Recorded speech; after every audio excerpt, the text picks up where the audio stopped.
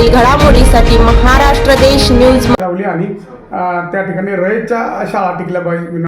गावातील फार मोठा व्याप, गावातील शिक्षण संस्था, गावातील सोसायटी आणि गावातील इतर सर्व विकास शाळेचा होतोय, त्याचा आम्हाला अभिमान वाटतोय आणि त्या विकासाला मी हातभार अण्णांनी सांगितलं आहे, शिक्षक दोन होते त्यांनी सांगितलेलं आहे. आता मी एवढं सांगू शकतो की 72 साली मी सर्व्हिस लागलो. त्यानंतर संपूर्ण आयुष्य माझं शिक्षण क्षेत्रात गेले होते.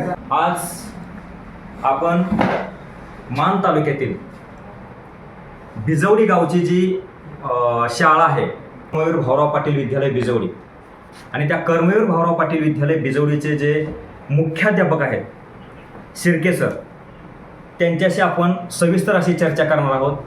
त्याचसोबत जनरल बॉडी सदस्य आहेत हनुमंत जगन्नाथ भोसले सर, हे आपल्याबरोबर आहेत.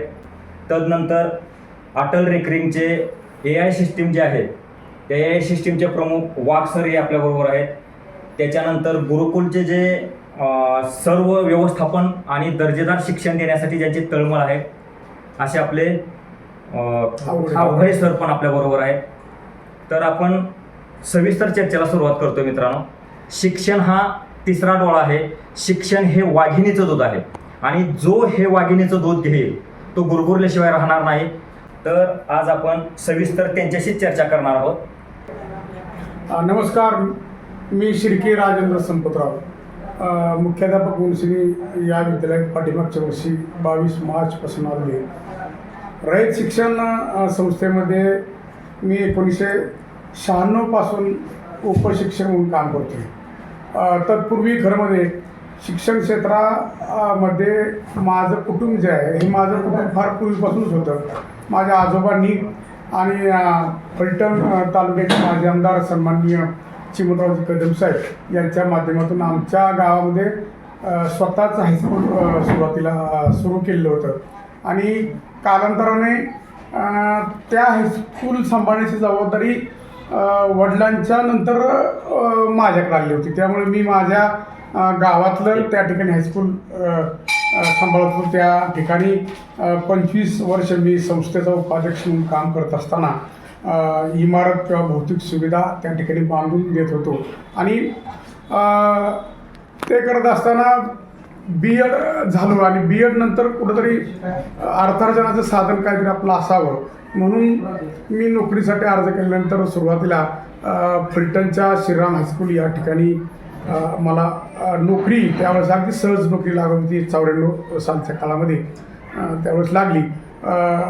फलटणच्या श्रीराम हायस्कूलमध्ये मी उपशिक्षकाची नोकरी करत असताना रयत शिक्षण संस्थेचे आत्ताचे अध्यक्ष सन्माननीय पवारसाहेब यांच्या मार्गदर्शनाखाली 1994 ते 2000च्या दशकामध्ये रयतच्या शाळा ज्या आहेत, विनाअनुदानित शाळा त्या ठिकाणी काढण्याचं धोरण संस्थेनं आखलं आणि त्यानुसार फलटण तालुक्यामध्ये सुद्धा एक 8-10 विनाअनुदानित शाळा त्या ठिकाणी सुरू केल्या. पवारसाहेबांचे जवळचे स्नेही सन्माननीय सुभाषराव शिंदे यांच्या माध्यमातून त्या शाळा उभ्या करत असताना या शाळा चालल्या पाहिजेत, टिकल्या पाहिजेत यासाठी त्या शिंदेसाहेबांनी मला त्या ठिकाणी रयत शिक्षण संस्थेमध्ये आणले. लोकलची नोकरी सोडायला लावली आणि त्या ठिकाणी रयतच्या शाळा टिकल्या पाहिजे विनाअनुदानित म्हणून त्या ठिकाणी आणला आणि या ज्या शाळा आहेत फलटण तालुक्यातल्या, या फलटण तालुक्यातली अगदी चव्हाणवडा असेल, धागुडमळा असेल, सुरवडे असेल, आमची धुळदेव शाळा असेल, या शाळा त्या ठिकाणी टिकल्या पाहिजेत, चालल्या पाहिजेत यासाठी प्रयत्न करायला सांगितले आणि मग धुळदेवची शाळेची जबाबदारी त्या ठिकाणी सुरुवातीला माझ्यावरती दिल्यानंतर त्या ठिकाणी ग्रामस्थांनी तिथल्या लोकल शाळा चालू केल्या आणि मग रयत शिक्षण संस्थेची शाळा आणि लोकलची शाळा असा एक संघर्ष फार मोठा त्या काळामध्ये सुरू झाला.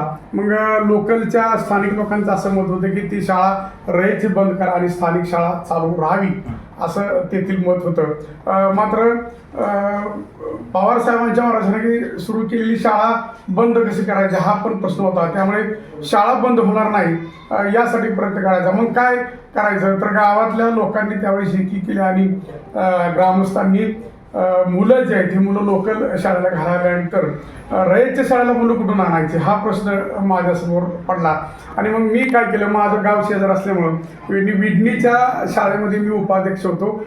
त्यामुळं विडणीच्या हायस्कूलची मुलं त्यावेळेस 100 आणली आणि ती रयतची शाळा जी आहे ही रयतची शाळा त्या ठिकाणी टिकवली. नंतरच्या काळामध्ये रयतची गुणवत्ता, दर्जा, रयतची मार्गदर्शन त्यामुळं लोकलची शाळा त्या ठिकाणी बंद पडली, टिकली नाही. आणि आज त्या सर्व शाळा ग्रँटेबल होऊन सुस्थितीमध्ये अगदी इमारत भौतिक सुविधा उपलब्ध करून त्या ठिकाणी उभे आहेत. सुरुवातीला असं ठरलं होतं की तेवढी शाळा टिकवायची आणि मी पुन्हा लोकलला जायचं. मात्र मी रयतमध्ये आलो, रयतचं प्रशासन त्या ठिकाणी बघितलं आणि रयतचा एवढा मोठा प्रभाव आणि पगडा माझ्या मनावरती पडला की मला रयत सोडावीशी वाटली नाही. रयतमध्येच त्या ठिकाणी काम करावं अशी इच्छा त्या ठिकाणी झाली.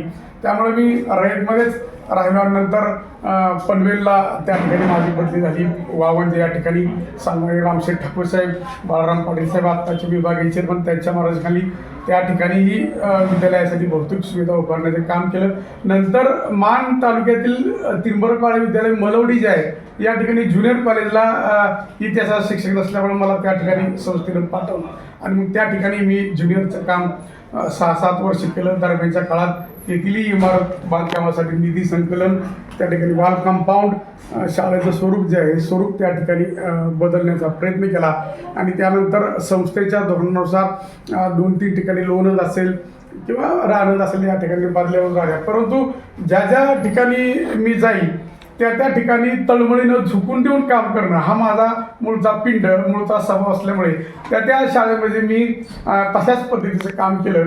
दरम्यानच्या काळामध्ये मुख्याध्यापक पदाची प्रमोशन सिनियरिटीनुसार आली आणि मुख्याध्यापक पद घ्यावं मी अशा बऱ्याच लोकांची इच्छा होती. परंतु गावातील फार मोठा व्याप, गावातील शिक्षण संस्था, गावातील सोसायटी आणि गावातील इतर सामाजिक काम, त्याचबरोबर नोकरी हा समन्वय त्या ठिकाणी साधणं शक्य होणार नाही किंवा मुख्याध्यापक पद घेतल्यानंतर मला तितका वेळ त्या शाळेला देता येणार नाही अशी भावना माझ्या मनामध्ये असल्यामुळे सुरुवातीला मी मुख्याध्यापक पदाला नकार दिला.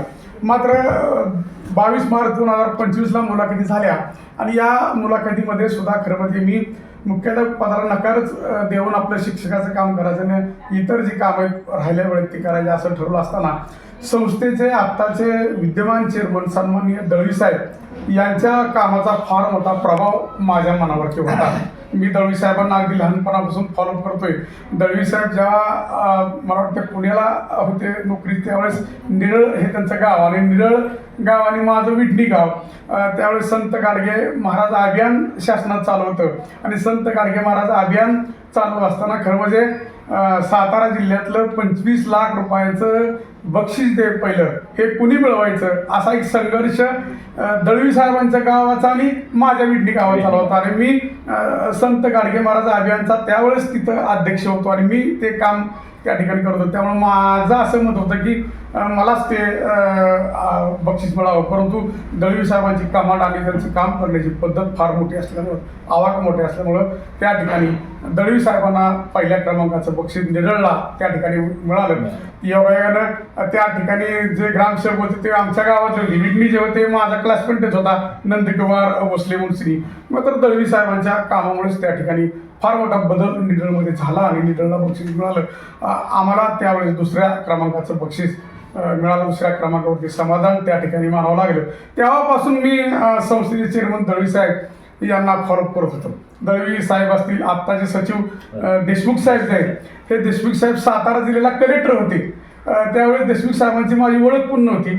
ते जेव्हा कलेक्टर होते त्यावेळेस मी कितीतरी कामं आमच्या गावातील घेऊन जायचो. नळ पाणी पुरवठा योजनेचं फार मोठं कोट्यावधी रुपयाचं काम जे काम होत नव्हतं गावाला, ते काम मी देशमुख साहेबांच्याकडे मांडलं, पाठपुरावा केला. त्यावेळेस ग्रामपंचायत मुख्याध्यापक पदाची जबाबदारी तुमच्यावरती घेतली.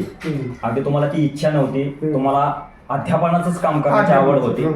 परंतु मुख्याध्यापक पदाची जी जबाबदारी घेताना तुमच्या मनामध्ये असं काय प्रश्न निर्माण झालं होतं की मला शाळेविषयी हे बदल घडवून आणायचे, जे जुन्या शाळा आहेत किंवा मोडकळीस आलेल्या शाळा आहेत त्या शाळांचं रुपडं मला बदलायचं आहे, असे काही तुमच्या मनामध्ये प्रश्न जे निर्माण झाले त्याच्याविषयी तुम्ही काय सांगाल? खरं म्हणजे तुम्ही म्हणला ते खरं आहे की मुख्याध्यापक घ्यावा असं माझी इच्छा नव्हती, कारण मी तेवढा न्याय त्या पदाला देईल का नाही हीच शंका माझ्या मनात होती. त्यामुळे मी खरं म्हणजे म्हणत होतो. परंतु दळवी साहेब खरं म्हणजे त्या मुलाखतीला होते, स्वतः चेअरमन साहेब सचिव साहेब होते आणि दळवी साहेबांनी धडकन सांगली होती बिजवडी जा तिथं तुला काम करायचं आहे असं सांगितलं. मला त्या ठिकाणी एक प्रकारची प्रेरणा आणि स्फूर्तीच मिळाली आणि मी स्वीकारला बिजवडी या ठिकाणी आल्यानंतर मी या शाळेत पहिल्यांदा हजर झालो 22 मार्चला आणि हजर झाल्यानंतर या शाळेची अवस्था पाहिल्यानंतर माझ्या लक्षात आलं की या ठिकाणी फार मोठ्या भौतिक सुविधा आहेत.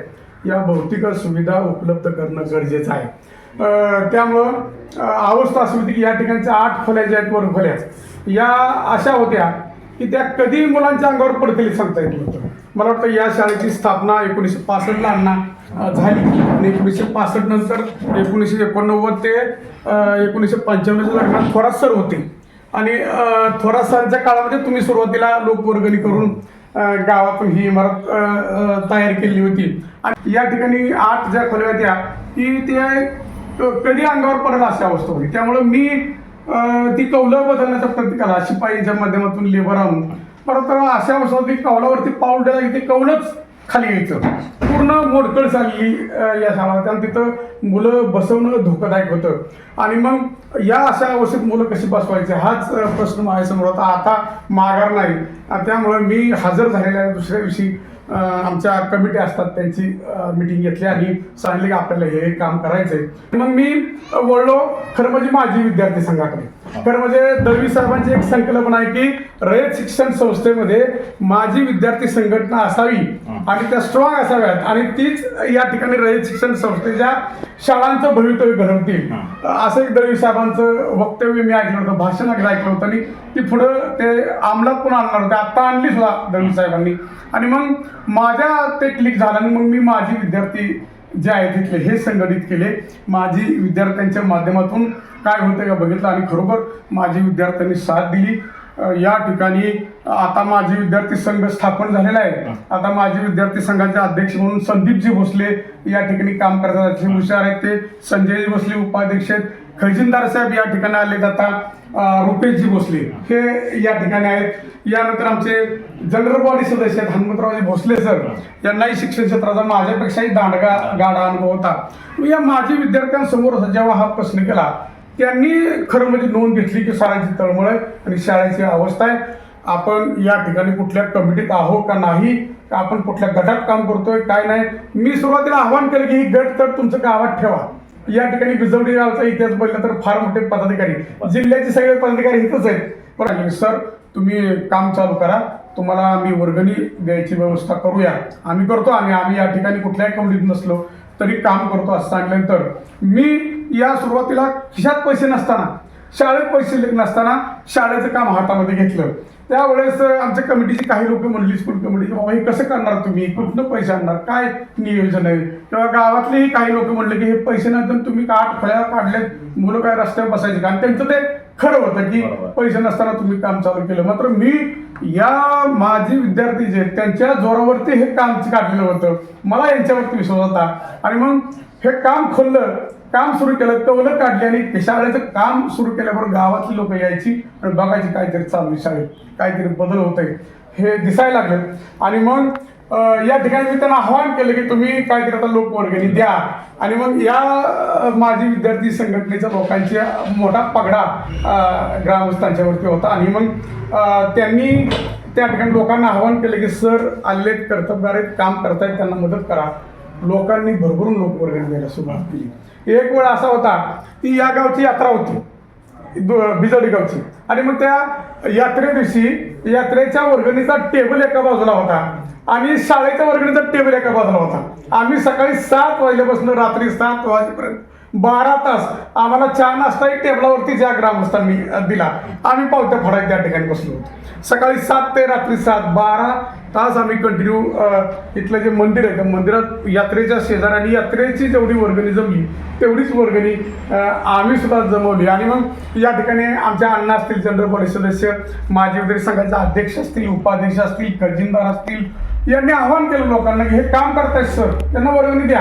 आणि मग मुंबई पुण्यावरून जे लोक आले त्यांनी सगळं हाताने मदत दिली आणि ही मदत केल्यामुळंच खरं म्हणजे आम्ही या 8 खोल्या ज्या आज तुम्हाला दिसतात, या 8 खोल्याचं रूप जे आहे रूप बदललं, पूर्णपणे पत्रा नवीन टाकला, अँगेल त्या ठिकाणी केलं, कलरचं काम केलं आणि या ठिकाणी अमित भोसले म्हणून या विद्यालयाचा एक माजी विद्यार्थी होता, त्याच्या माध्यमातून आम्ही SDFC इन्फ्रास्ट्रक्चरच्या माध्यमातून CSR फंड, आता CSR फंड कसा मिळवायचा याविषयी आमचे सचिव साहेब आम्हाला सारखे मार्गदर्शन करतात, देशमुख साहेब, किंवा मिळवायसाठी त्यांनी एक योजना तयार केली आहे. मात्र संस्थेची योजनेच्या यायच्या अगोदर आम्ही CSR फंड या ठिकाणी जवळ 40-50 लाख रुपये CSR फंड मिळवला आणि CSR फंडातून राहिलेली कामं पूर्ण केली. तुम्ही आता बघितलं तर पलीकडे किचन शेड आधुनिक पद्धतीत चालू आहे, इकडं वॉशरूम जे आहे वॉशरूम या ठिकाणी आधुनिक पद्धतीत चालू आहे. बालाचित्र असेल, शाळेचं रूप जे आहे डिजिटल शाळा, संपूर्ण डिजिटल शाळा या ठिकाणी म्हणते. या ठिकाणी संस्थेचे चेअरमन सन्माननीय दळवी साहेब यांचा एक हट्ट होता की ही शाळा डिजिटल बनली पाहिजे.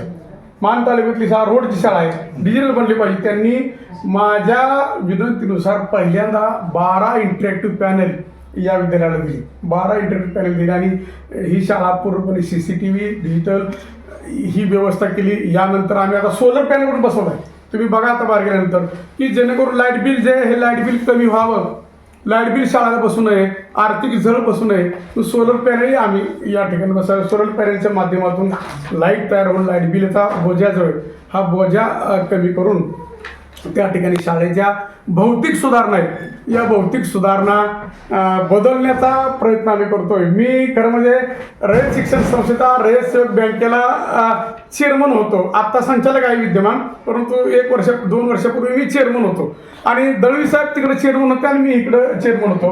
पवार साहेब त्या ठिकाणी मार्गदर्शन करत होते आम्हाला आणि मग दळवी साहेबांच्या मार्गदर्शनाखाली मी बँकेत फार मोठे बदल घडून आणण्याचा प्रयत्न केला. बँकेचं हेड ऑफिसचं काम गेले 20 वर्ष त्या ठिकाणी प्रलंबित होतं, कामच पूर्ण होत नव्हतं.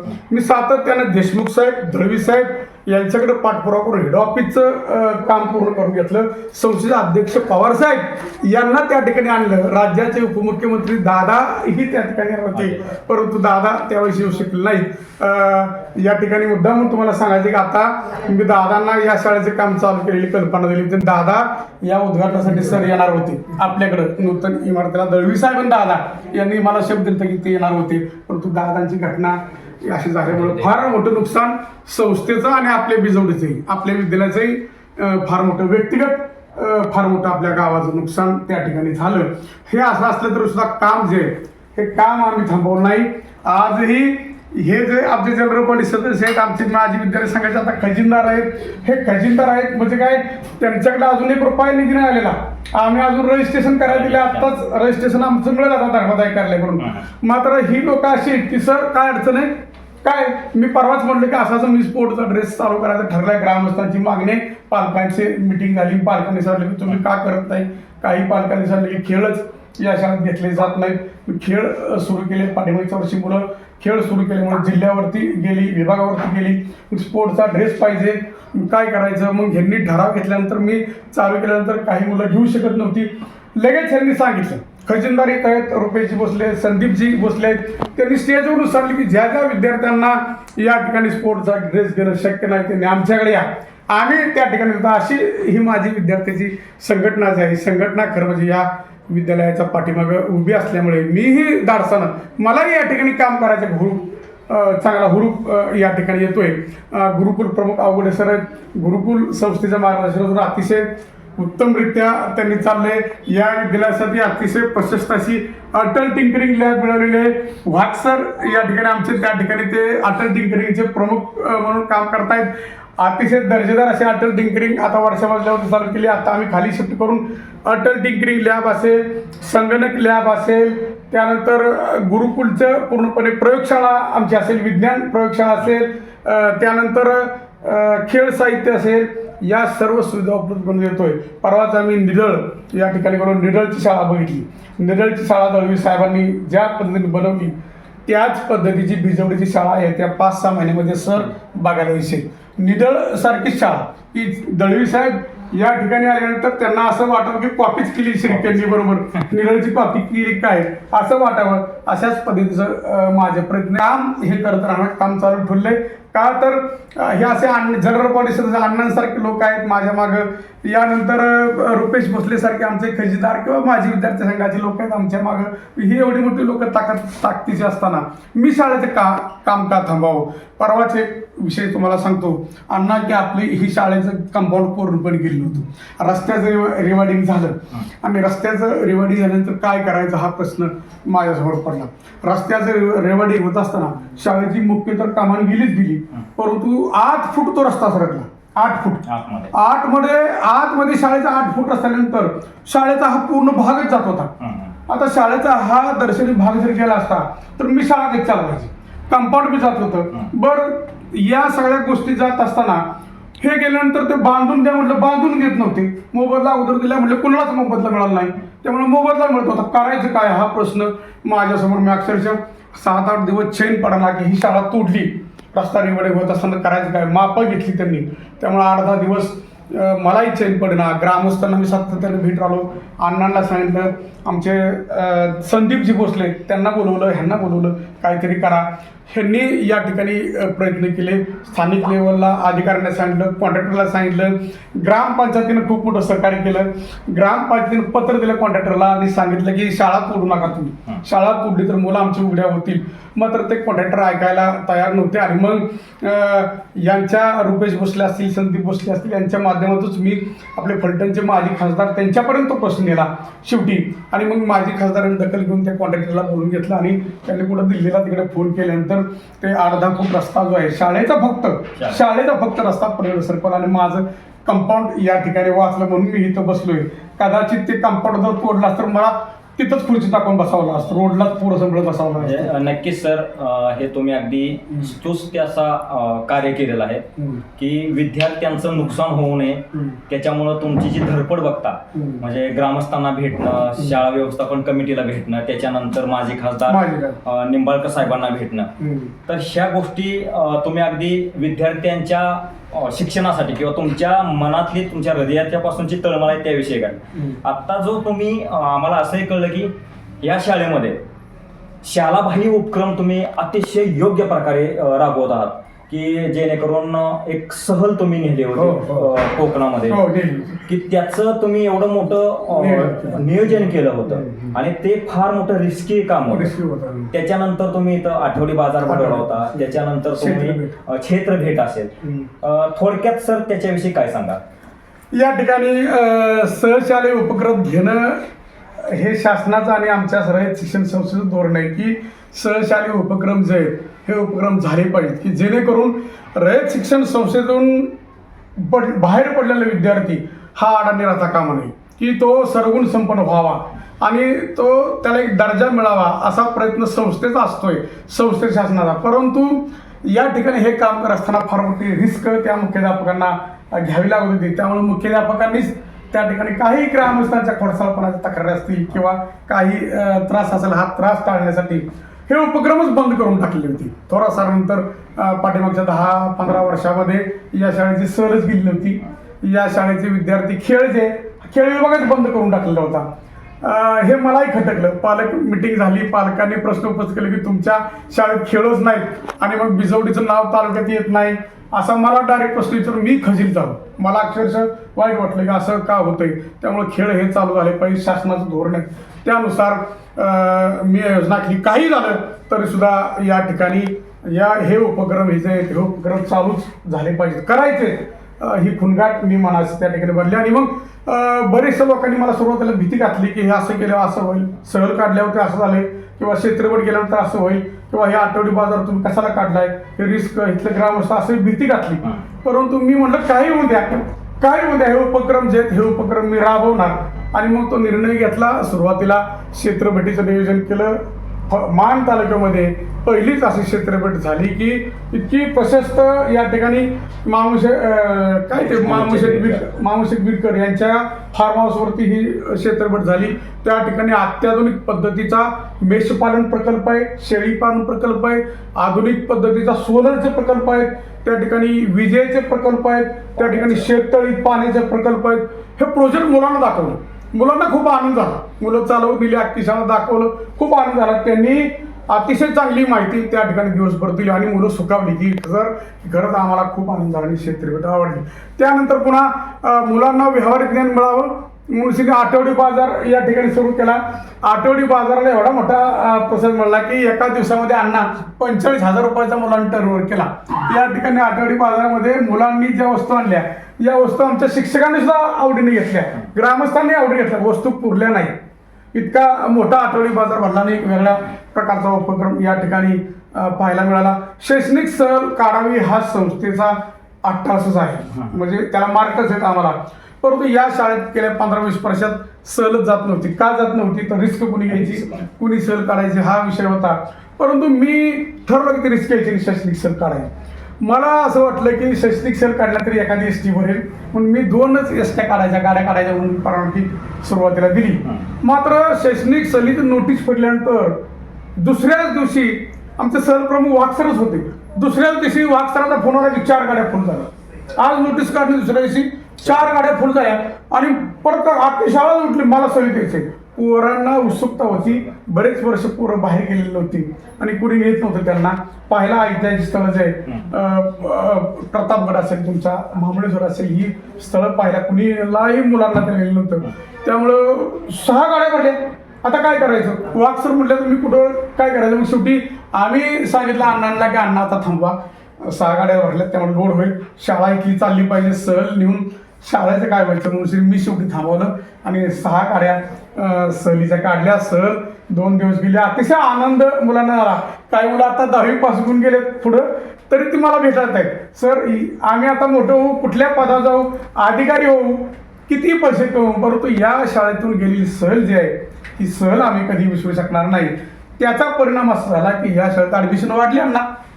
या वर्षीपासून या भौतिक सुविधा आणि हे उपक्रम जे हे इतर उपक्रम खेळ असतील किंवा सहली असतील यामुळे ॲडमिशन वाढली. आता जवळजवळ नवीन 100 मुलं आज आपल्या विद्यालयामध्ये आलेले आहेत. मुलांचा ओघ जो आहे हा ओघ या ठिकाणी वाढतोय. आमच्या या ठिकाणचा दर्जा, क्वालिटी आणि या ठिकाणची गुणवत्ता वाढवली. त्यामुळं आम्ही न बोलवता ती मुलं या ठिकाणी आलेली आहेत. तुम्ही बघा, उन्हाळ्याच्या सुट्टीमध्ये पूर्णपणे आमच्या शिक्षकांना सुट्टी नव्हती.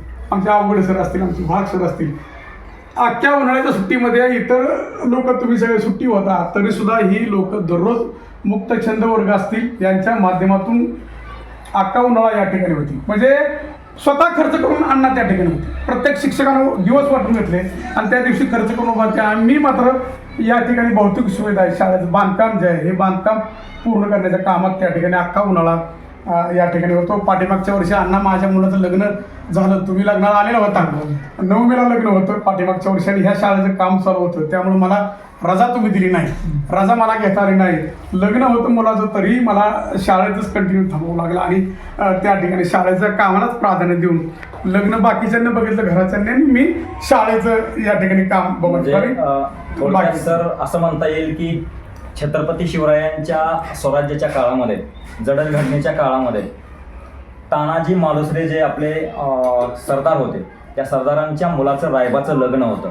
रायबाच्या लग्नाचं निमंत्रण देण्यासाठी ज्यावेळेस तानाजी मालुसरे सरदार आपल्या राजांच्याकडे आले त्यावेळेस राजांनी जी खंत बोलून दाखवली कोंढाण्याविषयी आणि ती खंत ज्यावेळेस तानाजी मालुसरे यांना कळले की असं आपल्याला ही मोहीम आखायची आहे तर स्वतः जबाबदारी त्यांनी घेतली आणि स्वतःच्या मुलाचं लग्न बाजूला ठेवून, अगोदर लग्न कोंढाण्याचं मग रायबाचं, त्याच पद्धतीनं तुम्ही तुमच्या मुलाचं लग्न बाजूला ठेवलं आणि प्राधान्य दिलं रयत शिक्षण संस्थेची बिजवडीची जी शाळा आहे त्याचं मला रोपडं बदलायचंय आणि त्या विद्यार्थ्यांना चांगल्या भौतिक सुविधा मिळवून द्यायच्या, दर्जेदार शिक्षणाची जी अखंडित अशी सेवा द्यायची ती मला करायची आहे. त्याच्यामुळे तुम्ही तुमच्या मुलाचं लग्न बाजूला ठेवलं.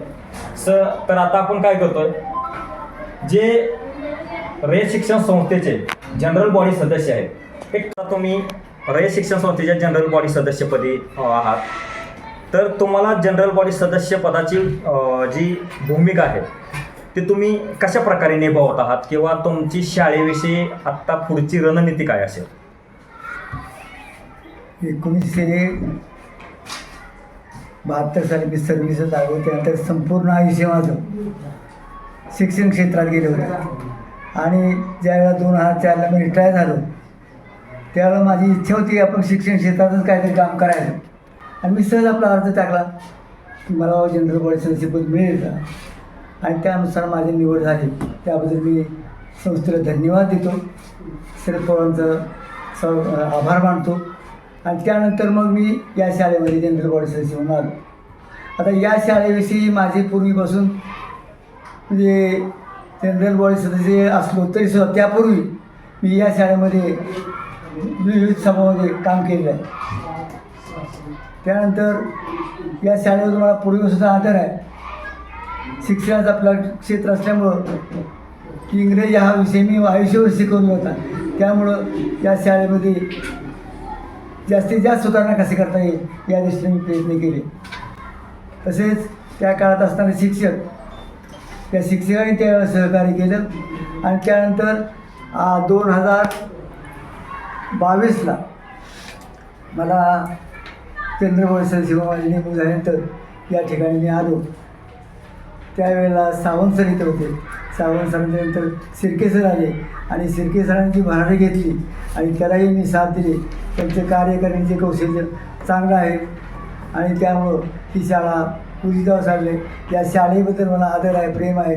जोपर्यंत ते माझ्या जीवात जीव आहे तोपर्यंत मी या शाळेसाठी प्रयत्न करणार आहे असं मला वाटतं. का शिर्के सर आल्यापासून ह्या शाळेत बरेचसे उपक्रम राबवले गेले.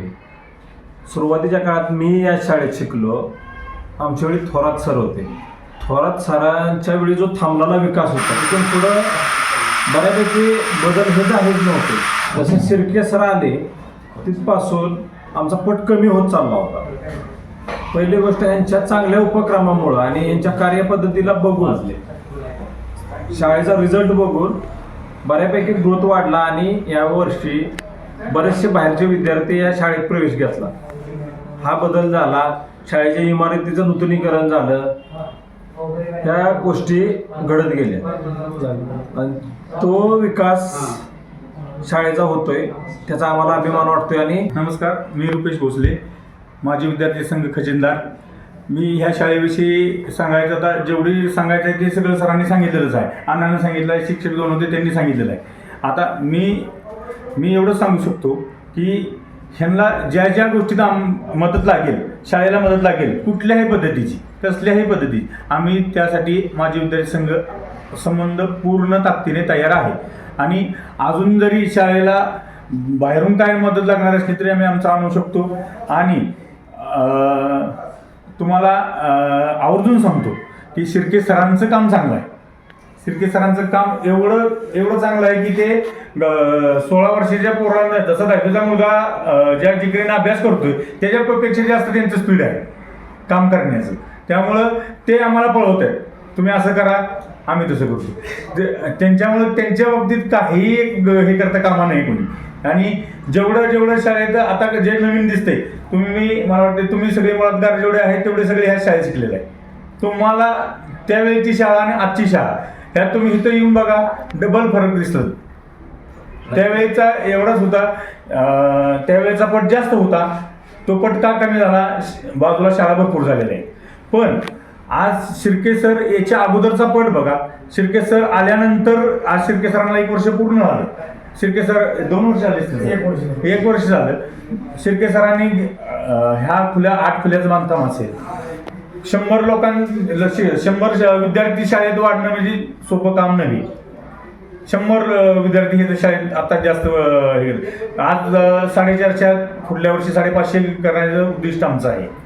शिर्के सर जुळजुळील असतील तर अजूनही आम्ही तुम्ही ज्यावेळेस शिकत होता तेवढा पट घेण्याची आमची तयारी आहे. नक्कीच रुपेशजी, तुम्ही जे तळमळ शाळेविषयी बोलून दाखवली ते अगदीच वाखाणण्याजोगे आहे.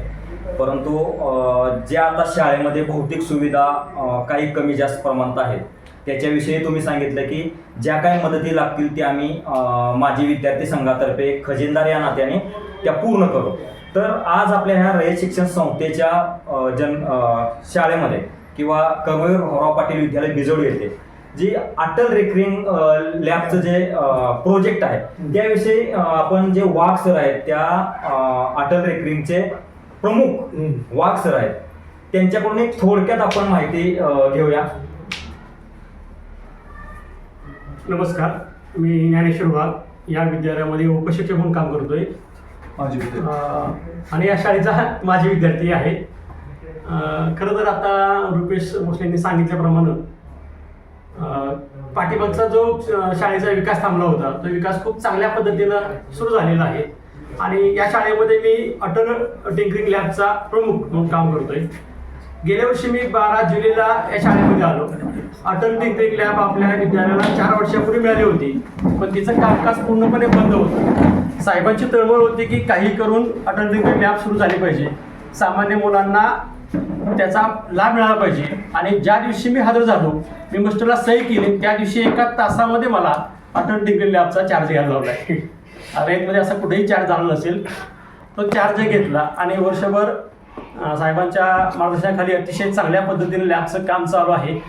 सध्या आम्ही सायन्स आणि अटलची लॅब एकत्र केलेली आहे, पण या वर्षीपासून आम्ही सायन्सची आणि अटलची लॅब वेगळी करून दोन्ही लॅब अतिशय सुंदर अशा करणार आहोत आणि विद्यालयातल्या सर्व विद्यार्थ्यांना त्याचा लाभ मिळेल या पद्धतीने आमचे साहेबांच्या मार्गदर्शनाखाली प्रयत्न असतील. धन्यवाद. तर धन्यवाद सर.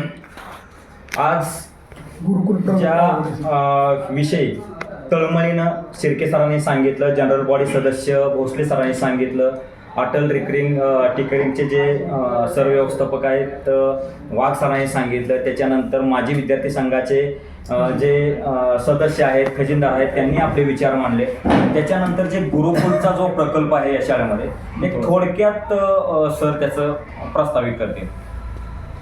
नमस्ते, मी विजय उघडे सर. या विद्यालयामध्ये 2023 पासून उपशिक्षक म्हणून रुजू आहे. 22 मार्च 2025ला शिर्के सर मुख्याध्यापक होऊन आले इथं. त्यांनी मला सुरुवात सांगितली की गुरुकुल आणि परीक्षा विभाग हे 2 महत्त्वाचे विभाग तुम्हाला सांभाळावे लागतील. त्यांनी मला खूप मोठी जबाबदारी दिली आणि ती जबाबदारी मी समर्थपणे पार पाडत आहे, पेलत आहे. सरांच्या मार्गदर्शनाखाली गुरुकुल हा अतिशय सुंदर उपक्रम सुरू आहे. गुरुकुल हा कर्मविद्या प्रबोधिनी मार्फत उपक्रम चालू जातो. हा सहशाली उपक्रम आहे आणि या उपक्रमांतर्गत 25 कलमी कार्यक्रम आहे. हा सकाळी 9 ते 10:30 मी विद्यार्थ्यांसाठी ज्यादा तास घेतो. क्षेत्रगट असेल, बाह्यतज्ञ मार्गदर्शन असतील, NCERT आणि SCERT या दोन्हींच्या समन्वयाने 5वी 10वी गणित आणि विज्ञान हा ब्रिज पोस्ट परीक्षा होते. तसेच वक्तृत्व स्पर्धा असतील, खेळ असतील, असे विविध उपक्रम हे विद्यालयामध्ये गुरुकुलच्या माध्यमातून सुरू असतात. आणि स्पर्धा परीक्षा हा गुरुकुलचा एक महत्त्वाचा भाग आहे आणि त्या स्पर्धा परीक्षेत आमचे RTS असेल, NMS असेल, बरेचसे विद्यार्थी सरांच्या मार्गदर्शनाखाली स्पर्धा परीक्षेत लागलेले आहेत. आणि इथून पुढे सुद्धा आम्ही अतिशय जोमानं माजी विद्यार्थी संघ असेल, विविध कमिटी असतील, यांच्या मार्गदर्शनाखाली या शाळेचं कामकाज निश्चितच चांगलं होईल आणि गुणवत्तापूर्ण होईल अशी मी शाश्वत देतो आणि थांबतो. धन्यवाद. तर अशा ह्या गुणवत्तापूर्ण शाळेचा आपण इतिहास थोडक्यात जाणून घेतला. इथून पुढं शिर्के सरांच्या माध्यमातून, सर्व स्टाफच्या माध्यमातून, जनरल बॉडी सदस्याच्या माध्यमातून आणि माजी विद्यार्थी संघटनेच्या माध्यमातून आणि या शाळेचं जे रोपडं बदललेलं आहे, संपूर्ण रोपडं बदललेलं आहे, त्याच्यामध्ये जो बिजवडी आणि बिजवडी परिसरातील जे माजी विद्यार्थी आहेत, ग्रामस्थ आहेत, त्यांनी जो लोकसहभाग नोंदवून लाखो रुपयाची देणगी या शाळेला दिली आणि त्या देणगीच्या माध्यमातून या शाळेचं संपूर्ण रोपडं बदललं. तर त्याविषयी अगदी कौतुकास्पद हे कामगिरी आहे सरांची. सरांच्या मार्गदर्शनाखाली आणि स्वतः सर त्या शाळेमध्ये वर्किंग केलेलं आहे. त्यांनी उन्हाळाभर सुट्टी त्यांनी इथंच घालेली आहे. तर त्याच्याबद्दल महाराष्ट्र देश न्यूज चॅनलतर्फे त्यांचं सहर्ष असं आम्ही अभिनंदन करतो आणि सर्व स्टाफचंही अभिनंदन करतो. इथून पुढेही तुम्ही अगदी चांगलं कार्य कराल आणि या शाळेची गुणवत्ता अजून चांगल्या पद्धतीने वाढवाल. येथील मुलं स्कॉलरशिपच्या परीक्षा देतील, त्यातही चांगली प्रगती करतील. तर आपण मित्रांनो इथेच थांबतोय आणि हा व्हिडिओ तुम्हाला कसा वाटला, ही माहिती तुम्हाला कशी वाटली हे कमेंटमध्ये नक्कीच सांगा. आणि महाराष्ट्र देश न्यूज मराठी चॅनलला सबस्क्राईब करा, फॉलो करा, लाईक करा. मी महाराष्ट्र देश न्यूज चॅनलसाठी सहसंपादक दादाराजे भोसले, बिजवडी.